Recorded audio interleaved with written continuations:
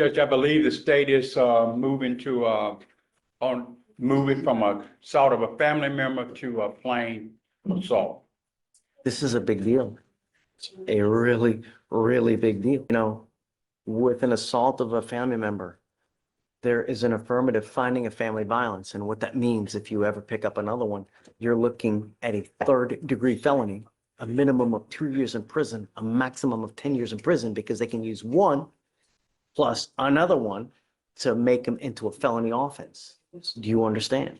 So you need to be very careful. We'll say 95% of the people that are in jail now are there because they have no self-control. They get upset, they wig out, and they do whatever they want to do without thinking of, if I do this, what's going to happen? If I say this, what's going to happen? And that's what you need to do. That's what we're going to do now, to try to give you the tools so that you think in the future of consequence. If I do this, what's going to happen? Do you understand? What you're doing now is you're entering into what's called a deferred adjudication. That is a type of probation that if you complete it successfully, you do not end up with a conviction on your record. It's the next best thing to a dismissal, but it's not dismissed. You just do the probation, you complete it successfully, and you don't end up with a conviction. Do you understand? No drugs, no alcohol, mental health caseload, and to get your GED.